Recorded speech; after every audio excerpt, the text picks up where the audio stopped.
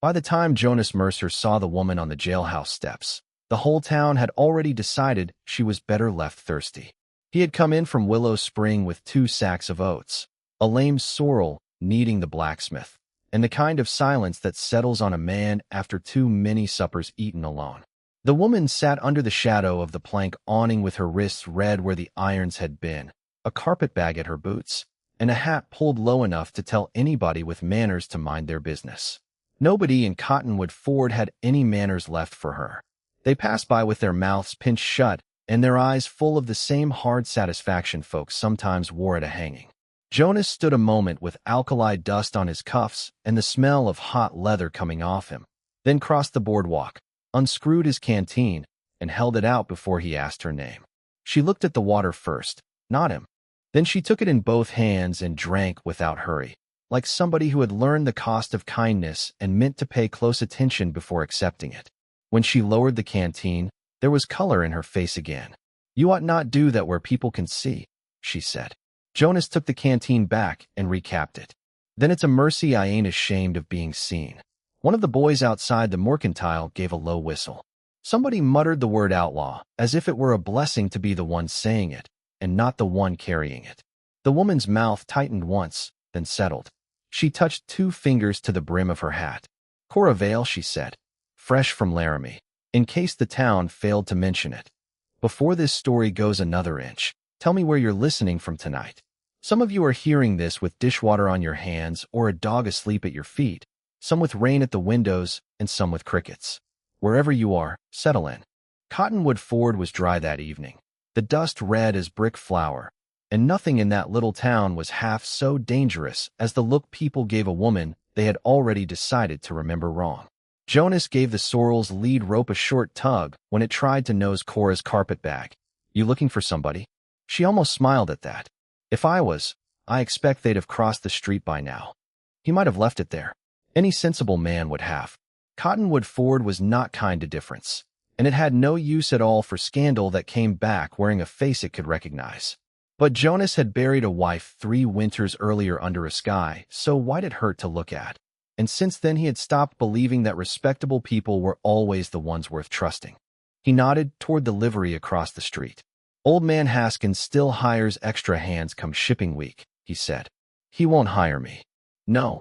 She lifted her chin toward the bank at the far end of the boardwalk, where Silas Pruitt stood in his shirt sleeves speaking to the depot clerk with the lazy confidence of a man who had never once doubted the world would part for him.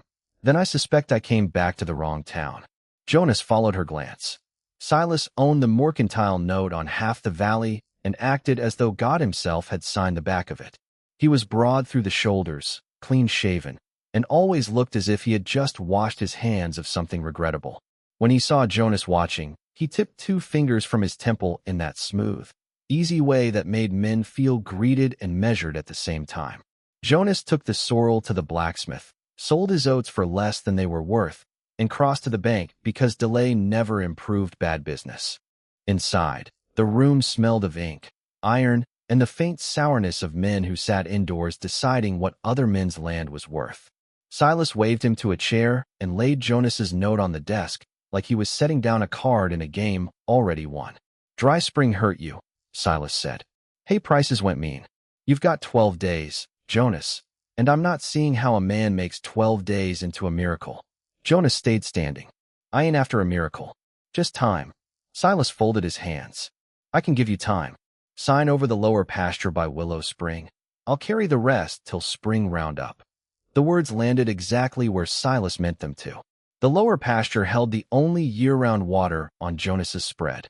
Give that up, and he would still own the ranch on paper while spending the rest of his life asking permission to use the heart of it. Outside, a wagon rattled past, and the window glass shivered in its frame. "I'd sooner sell my roof," Jonas said. Silas sighed like a patient man disappointed by stubborn weather. "Roof don't water cattle." "No," Jonas said, "but it keeps a man honest about what's his." When he came back out, the town had shifted a little. People were still moving up and down the boardwalk, but they had drawn a wide, neat circle around the jail steps. Cora was gone. In her place remained only the outline of where her carpetbag had rested in the dust and the trouble of wondering why Jonas noticed. He mounted the sorrel and headed north out of town, where the road narrowed to 2 ruts, and then gave up pretending to be anything but a scar through sage.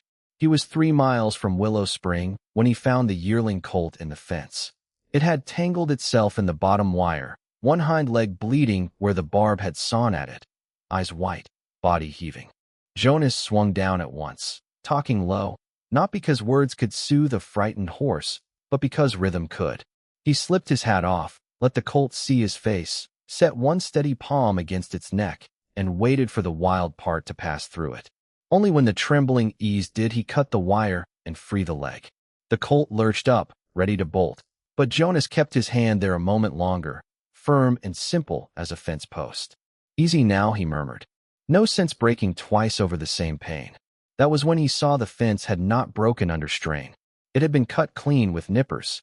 A bad feeling moved through him, slow and cold. He remounted and pushed the sorrel harder. By the time Willow Spring came into view, the sun had gone copper at the edges. His hay shed stood open. The gate to the south, draw hung wrong. He counted cattle the way some men count children in a fever ward, quick and exact because terror had no use for ceremony. 6 beeves were missing. 2 saddle horses, restless and blowing, rolled their eyes at the scent of strangers recently gone. He had just swung off to check the shed when hoofbeats came from behind him. He turned with a hand already on the rifle scabbard, then stopped. Cora Vale rode in on a narrow-chested bay with a prison blanket folded under the saddle and dust to her elbows. She reined up 20 feet off like she understood the difference between arriving and intruding. "I heard enough at Haskins's to know you ought to count your stock before dark," she said. 2 of Pruitt's drovers were drunk before noon. One said your cattle were bound to grow different brands by Saturday. Jonas looked at her a long moment. Wind moved through the greasewood. Somewhere down by the spring, a gate chain tapped an uneven rhythm against a post. "You rode out here to tell me that. You gave me water." She shrugged one shoulder. "Seemed worth the ride." He might have answered, but in that moment a new smell reached them both. Not wood smoke from a cook fire. Not the sweet, ordinary smoke of a branding pit. This was sharper. Oil and dry hay and trouble moving fast. They turned together. Fire was breathing under the eaves of the shed. Jonas was already running when the first sheet of flame climbed the wall. Cora hit the ground beside him before her horse had quite stopped. They worked without speaking, because there are tasks too urgent for manners. He tore the door wide while she cut the frightened mule loose from the side rail. He threw sand and old feed sacks at the base of the flames while she drove the saddle horses back from the sparks with her hat and her voice. Heat struck his face hard enough to dry the inside of his mouth. A beam cracked overhead. Then the cattle in the south draw caught the scent of fire and began to run. "Stock!" Cora shouted. Jonas spun. The gate, left open after the theft, had turned the draw into a chute. 30 head were bunching and surging straight toward the wash where a blind drop waited in the dark. If they went over, he would not have enough left to cover the note, not with 3 good seasons strung together. Cora was already on her bay again. "I'll take the flank." He did not tell her no. There was no room left in the night for pride. He leapt onto the sorrel bareback and kicked hard. Together they rode into the dust and sparks, 2 figures the town would never have put side by side, turning the herd inch by inch with voice and pressure and nerve. By the time the last steer wheeled clear of the wash, the shed roof had collapsed in a blaze tall enough to stain the stars. Jonas sat his horse, breathing smoke, and understood with terrible clarity that nothing about his life would be the same by morning. At sunrise the shed was a black skeleton. 6 beeves were still gone, and half the town had heard the outlaw woman had spent the night on Jonas Mercer's land. Men came in 1s and 2s under the excuse of concern, which is how suspicion likes to travel when it wants the company of virtue. Deputy Eli Rollins rode out first, hat pushed back, his face as young as it had been the year Jonas helped bury Eli's father. After him came old Mrs. Blevins from the next place over, carrying a pie she had no business baking in July heat, and then Nate Hall the blacksmith with a keg of nails he left by the porch without stepping inside. Nobody had to say what they were thinking. The burned shed said enough. Cora, seated on the trough in the yard with soot on one cheek and a borrowed cup of coffee in her hands, said the rest simply by existing where all of them could see her. Eli swung down and stood with his thumbs in his belt. "Town's talking." Town always is, Jonas said. This is different talk. Eli glanced toward Cora and then away again, not out of hatred, but out of the clumsy caution of a decent man raised among small cruelties until he mistook them for order. Pruitt says he's seen her yesterday. Says he told Marshall Kells a woman with her record had no business lingering after release. Cora did not look up. If I'd robbed him proper when I had the chance, he'd have a better reason to complain. Mrs. Blevins snorted once before remembering herself. Jonas caught it and stored it away. Small loyalties mattered. They were like seep water in August. Not enough to brag on, enough to keep something alive. Eli nudged a charred board with his boot. You want me to write this up as accident or malice? Jonas looked at the blackened shed, the cut fence, the missing cattle. The easy path sat right in front of him. Say accident, keep the deputy friendly, ride into town, sign away the lower pasture, survive the season with a roof and less shame than ruin. Nobody could call him fool then. Nobody could blame him for declining to put his last chance in the hands of a woman the territory had locked up. Instead, he turned toward Cora. You keep books? She raised her eyes at that, wary first, then curious. Better than most bankers. What? My shipping tallies are in a mess since Ruth passed. If you aim to earn breakfast, there's a ledger in the house and a brand list in the top drawer. The yard went quiet enough to hear the spring running over stone. Eli frowned. Mrs. Blevins's mouth flattened in worry. Nate Hall gave the slightest nod, the kind a man gives another who has decided to step into weather instead of hiding from it. Cora set the cup down carefully. You hiring me, Jonas Mercer? For room, board, and whatever I can spare if we still own the place come fall. One corner of her mouth moved. That offer would insult better people. It's the only one on the table. Then I accept. By noon the news had crossed Cottonwood Ford and hardened into opinion. Jonas felt it in the way the feed clerk underweighed his order and refused credit. He felt it in the barber stepping outside the shop rather than greet him. He felt it in the church bell sounding over town while he and Cora loaded the wagon in silence, as though righteousness itself had found a rope and meant to pull from the other end. At the ranch, Cora worked like somebody who preferred labor to explanation. She sorted tally slips, copied brands in a hand so clean it might have been printed, and found in under an hour what Jonas had missed for 2 months. Numbers altered after the fact. Weights on the shipping ledger did not match the receipts from the siding. 6 steers billed at one figure had left town at another. Not enough difference for a man with plenty. Enough to drown a man already close to the bottom. She spread the papers on the kitchen table, waited at the corners by coffee cups and a salt crock. Afternoon light came through the thin curtains and laid itself across the scar on her wrist where an old rope burn had gone white. Whoever did this didn't start with you, she said. These changes are practiced. See how the ink thickens on the second stroke. Same hand, same nib cut. He's been adding ounces and shaving pounds for a while. Jonas leaned on both palms. Silas. Or somebody paid by Silas. Men who steal once rarely discover a conscience before they discover efficiency. He let out a breath through his nose. Outside, the freed colt hobbled around the corral on its sore leg, angry at the world and alive in it. Cora watched Jonas watching the colt. You break horses? She asked. Gentle them. Breaking's just what impatient men call it. He took the halter and went out to the corral because some truths were easier reached through work. The colt pinned its ears when he approached, then stood trembling while he rubbed the neck, the jaw, the place just behind the ear where fear often softened into remembering. Cora came to the fence and rested her arms across the top rail, saying nothing until the colt finally sighed. Then, almost as if she were speaking to herself, she said, a horse remembers the hand that steadies him longer than the spur that drew blood. Jonas glanced at her. She had not meant it as a performance. That was plain enough. She was looking at the colt, not at him, and something in her face had gone a long way off. What made you learn that? He asked. She shifted her weight.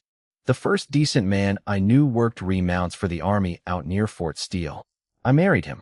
Fever took him in 9 days. After that I learned a great many things I'd have preferred not to. He let the halter strap slide loose between his fingers. That all you mean to tell? For today. He nodded once. For today was fair. Work stitched the next 3 days together, mending fence, recopying tallies, riding section lines in heat that made the horizon tremble. People revealed themselves in small measures. Nettie Hall sent a sack of dried apples by her youngest boy, who dropped it on the porch and ran as if kindness might be contagious. Pastor Bell rode by and lifted 2 fingers to Jonas while keeping his eyes carefully off Cora. Mrs. Blevins came over with news that one of her own calves had turned up in the wrong pasture last week, and she had been made to feel senile for saying so. At dusk on the 3rd day, Jonas and Cora sat on the back step with their plates balanced on their knees. The beans had gone smoky from a scorched pot, and the air smelled of warm pine pitch from the fresh-cut boards stacked to rebuild the shed. The kind of quiet between them was new. Not empty, not strained, simply a place with room in it. Cora tore cornbread in half and said, "I came back because I buried too many years where strangers told me who I was. Thought I might prefer hearing it from people who knew my father." "Prefer it?" "No." She brushed crumbs from her skirt. "But I understand the accent." Jonas almost smiled. It startled them both. That same evening, he rode into town with the corrected tallies and found Silas on the depot platform overseeing a shipment of hides. The sun sat low behind him, turning the edges of his collar to fire. Jonas showed him the mismatched figures. Silas barely glanced. "Clerks slovenly," he said. "You know how boys get around numbers. These aren't boys' marks." Silas's expression did not change. "Careful, Jonas.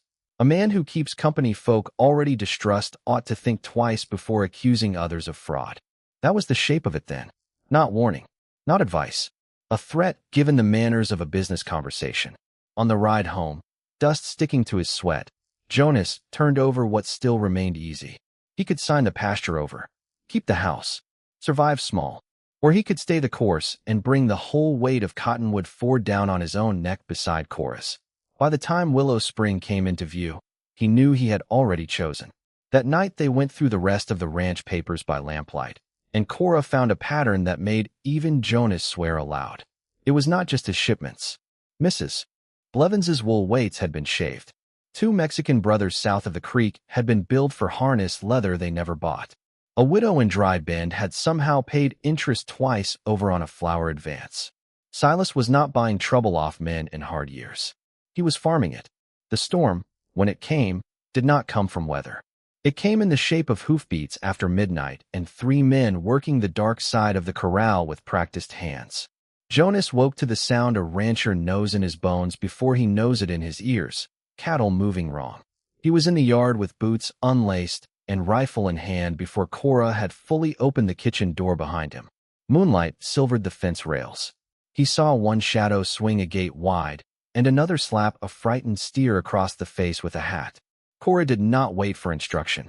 She vaulted the porch rail, seized the drag rope coiled on the post, and ran left while Jonas went right. Short, sharp things happened next. A steer bawled. A man cursed. Jonas hit one drover hard enough with the rifle stock to hear teeth click. Another wheeled and fled through the brush. The third mounted fast and cut away toward the north draw, driving a cluster of Jonas's cattle ahead of him. Cora flung the rope. It caught the gate post, snapped tight, and turned the bunch just enough to keep them from splitting. Her hat went under hoof. She never looked at it. Then the rider glanced back, and moonlight found his face. Cora stopped as if struck. "Del Rusk," she said. The name meant nothing to Jonas. The way she said it meant plenty. The man heard his own name and dug spurs in. He vanished over the rise. Silence came back in ragged pieces. The drover Jonas had struck lay groaning in the dirt, blood on his lip. By dawn he had remembered nothing, which is the sort of miracle a frightened liar often receives. Cora stood at the wash basin scrubbing dirt from her hands long after they were clean. "Del rode with the Curlew gang," she said at last. "Not the shooting end. The moving end. Bills of lading, false manifests, rail connections. He could make stolen stock pass through 3 counties looking legitimate by supper." Jonas leaned against the table. "And now he works for Silas." "So it seems. Did Silas work with your gang?" A long pause followed. The lamplight made hollows beneath her cheekbones. "Silas bought what men like Del sold. Respectable men always do, if the price is right and the theft happens far enough from their porch." That was the revelation that deepened everything and solved nothing. Jonas still had no proof fit to put before a judge. Only a name from Cora's old life, 6 missing beeves, and the knowledge that the man squeezing him was not merely greedy but practiced. "Tell me this, before we go on. Because it matters more than who wins a fistfight or who gets the last word. In a small town, what do you think weighs heavier, a bad name or a lonely one? Jonas Mercer was about to learn that a lonely man can be pushed farther than a hated woman, because people assume he has nowhere to go and nobody to stand beside him when the pushing starts. The pushing began at the siding. 2 mornings later, Jonas and Cora rode in before daylight to watch the stock pens. The train would not arrive until noon, but shipment books were easier altered in quiet hours. Cottonwood Ford still slept under a gray sky. Only the depot lamp burned, and the smell of creosote ties hung in the cool air. They tied up behind the freight shed and slipped along the fence line until they could see the clerk's window. Del Rusk was inside with the rail agent, heads bent over a ledger. Silas stood just beyond them, hat pushed back, one hand resting lightly on the counter as if he were there for nothing more serious than tobacco. Cora crouched behind a stack of feed sacks and watched Del's pen travel the page. "He's moving your brands onto Pruitt numbers," she breathed. "And he's burying the difference in dead freight." Jonas waited until Silas stepped out to speak with the station man. Then he crossed the platform in 3 long strides and put his palm flat on the ledger before Del could shut it. "That book belongs open a minute longer," he said. What followed had no grand speeches in it. Men under pressure rarely improve their language. Del jerked back. The rail agent swore. Silas turned with a face gone utterly still. Cora came out from behind the sacks, and the sight of her seemed to please Silas in some private, unpleasant way. "Well now," he said softly, "that saves me sending for the marshal." Jonas saw too late how neat the trap had been laid. Del shouted that Cora had forced entry. The rail agent claimed she had tried to seize the company books. Silas spoke in that same calm tone respectable thieves favor when they mean to borrow the authority of reason.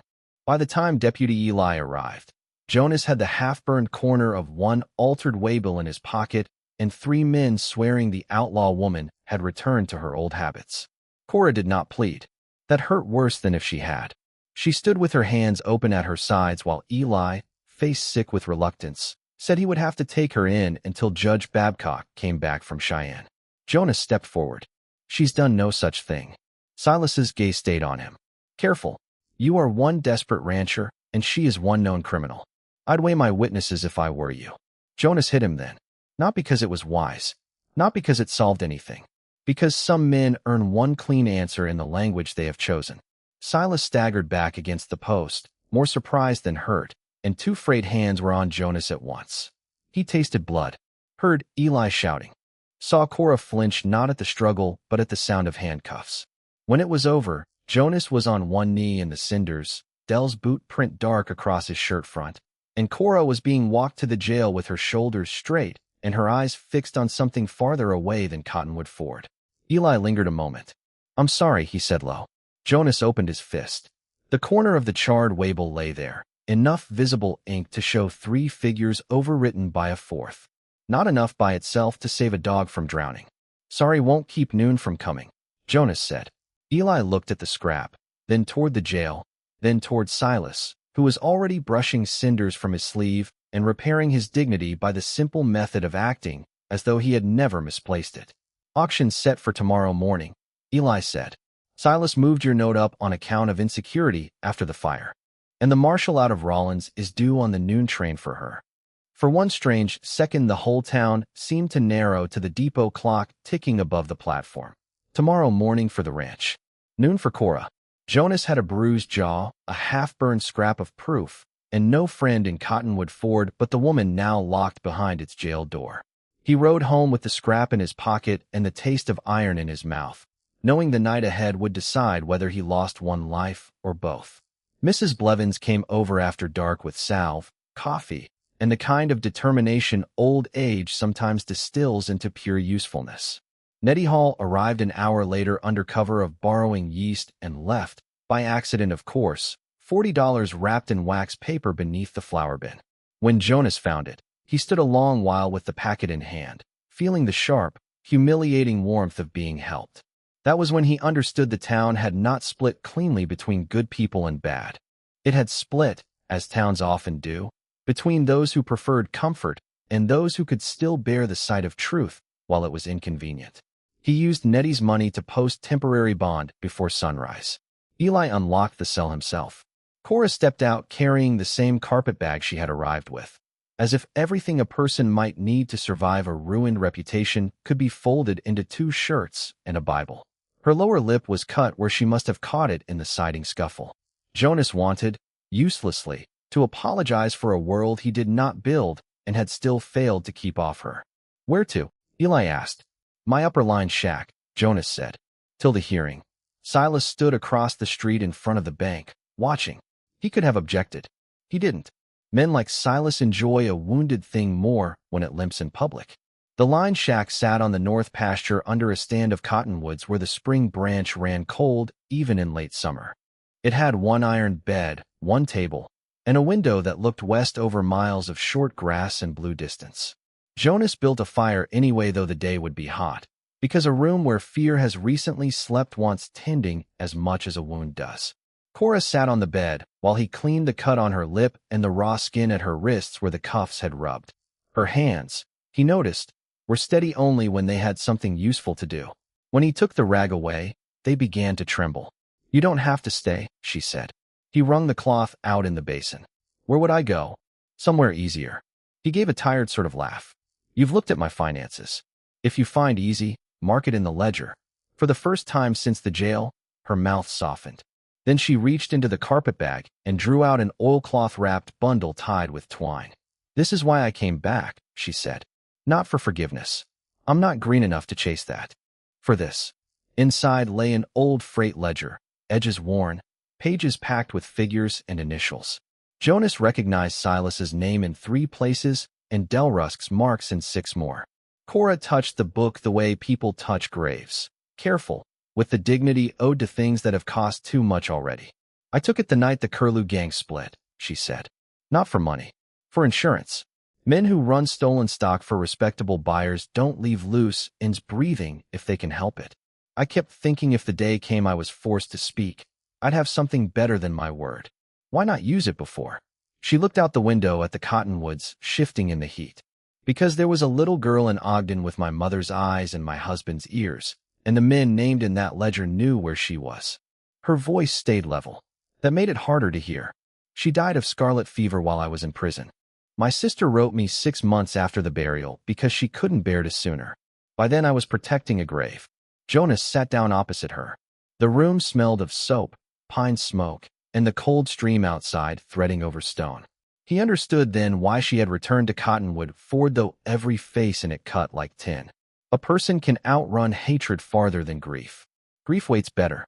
"My wife died bringing a child into winter," he said. The words came slowly, as if they had stiffened from disuse.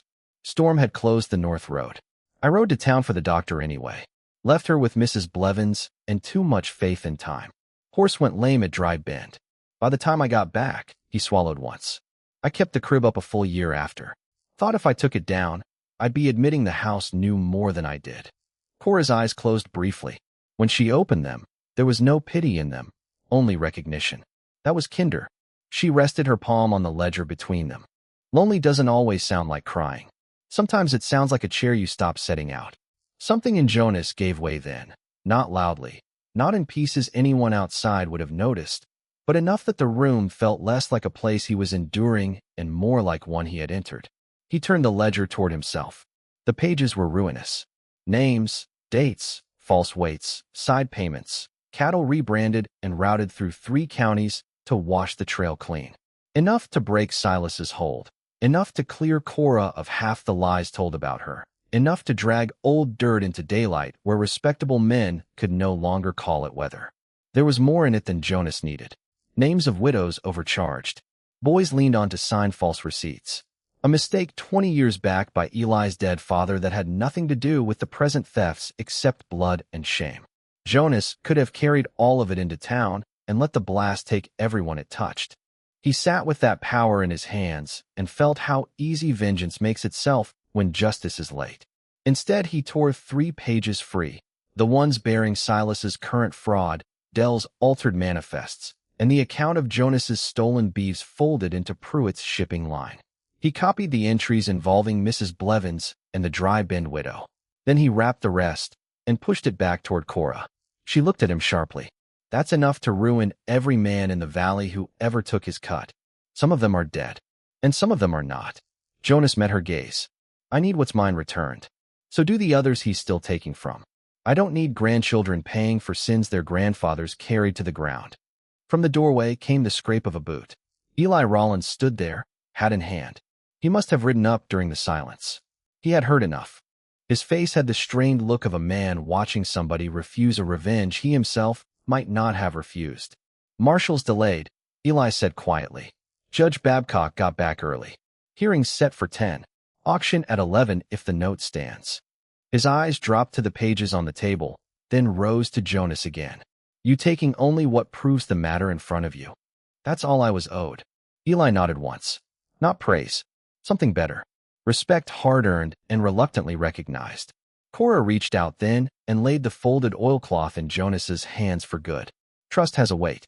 It is not much in pounds. It is more than most saddles can bear. If that touched something tender in you, stay with me here. Leave a like if you want to, and subscribe if you come to stories for exactly this reason. That sometimes two broken people sit at a rough table and tell the truth plain enough to make the whole room warmer. There are not many places left where that happens on purpose. Cottonwood Ford, against its habits, was about to become one for an hour. The hearing took place in the back room of the bank because Silas preferred justice wherever he could smell his own varnish. Townspeople packed the doorway and the windows outside. Some came for scandal. Some came because conscience had finally grown heavier than caution. Mrs. Blevins arrived with her cane and took the front chair like a woman attending a revival she intended to improve. Nettie Hall stood behind her husband with both hands wrapped around her reticule, as if ready to strike somebody holy. Pastor Bell came too, hat crushed in his fingers. Judge Babcock was a narrow man with white side whiskers and the exhausted patience of someone who had spent 30 years separating greed from paperwork. He heard Silas first.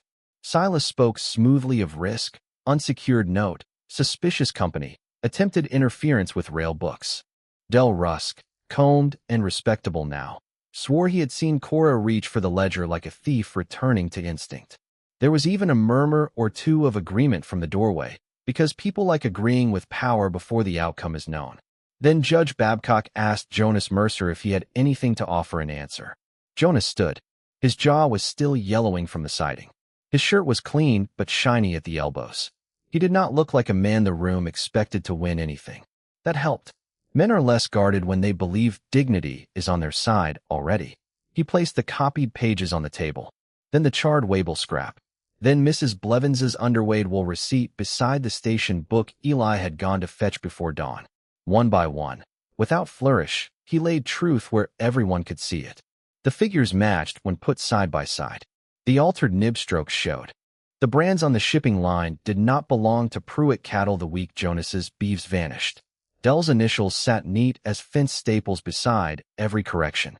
Cora spoke next. She did not ask the room to like her. That may have been what finally made them listen.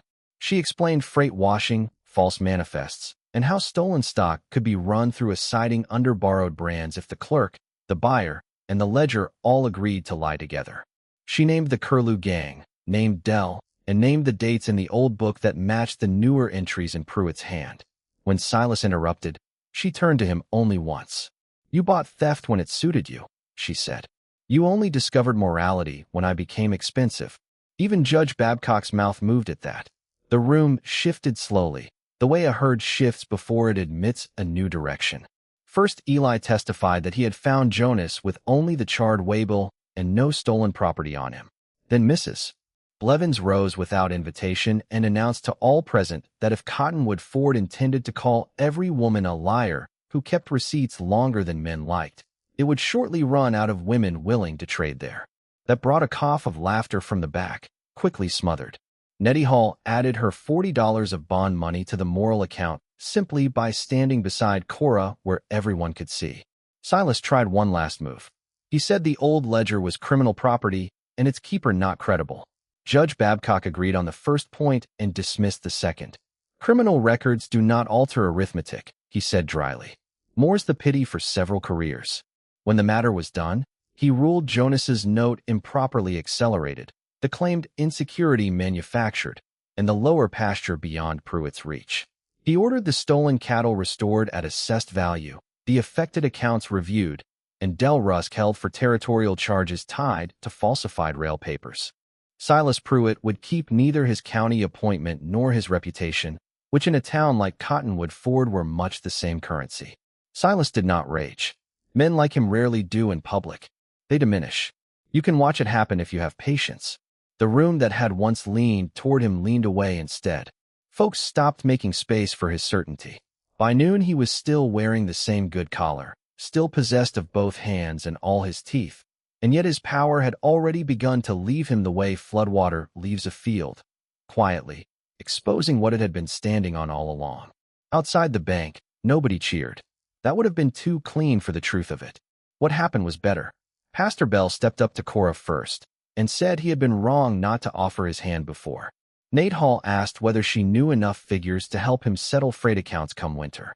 Mrs. Blevins sniffed and told Jonas his porch looked bare and he ought to build another chair before cold weather made a liar of him. Small things. Lasting things. Silas came down the steps as they were hitching the team. He paused before Jonas, not humbled in soul perhaps, but taught enough to recognize the room had changed shape around him. You could have buried me with that old ledger, he said. Jonas tightened the cinch on the sorrel. Wouldn't have got my hay shed rebuilt any faster. Silas studied him, then glanced once at Cora. Something like understanding passed over his face, too late to improve him. You think this town will forget what she was? Cora answered before Jonas could. No, she said, but they'll have to make room for what you are. That ended it better than any blow could have. The days that followed were filled with ordinary mercies, which is how you know a life has truly changed. Men came to help raise the new shed frame without being asked. Mrs. Blevins sent over cuttings for the kitchen garden because, as she put it, surviving scandal ought not exempt a person from beans. Nate Hall brought a second chair and pretended he had built it to use up scrap. Jonas paid back Nettie's bond money. She took it only after Cora agreed to come into town twice a week to set straight the books of any widow too proud or too tired to be cheated one more season. As for Jonas and Cora, nobody in Cottonwood Ford needed a declaration to know what had taken root. It was there in the way he paused at the porch to let her go in first, though it was his house. In the way she left her hat on the peg by the door instead of carrying it back to the lined shack. In the way silence between them no longer sounded like emptiness, but like a room where another person might return any minute. Come first frost, Willow Spring was still theirs. The rebuilt shed smelled of fresh pine. The colt Jonas had cut from the wire that first evening had grown steady enough for halter work and followed him around the yard like a promise that had finally learned not to shy. On certain Saturdays, Cora rode into Cottonwood Ford beside him with ledgers in her saddlebag and came home with eggs, lamp oil, and 2 or 3 people calling after her by name instead of by rumor. By the second spring, there were geraniums in cracked blue crockery on the porch rail, and a child from Dry Bend being taught sums at the kitchen table by a woman the town had once crossed the street to avoid. At sundown, with cottonwood shadows long over Willow Spring, 2 good horses waiting easy by the fence, and lamplight holding steady in the ranch house window while laughter drifted out through the screen door, Jonas looked across the yard and understood that some things don't come back the way you lost them. They come back better, because this time they know your name. Next time, I'll tell you about the widow who hired a drifter to fix her roof and discovered he had been sleeping for 3 winters in the church bell tower no one else dared climb. Until then, take gentle care of your evening, and I'll meet you in the next story.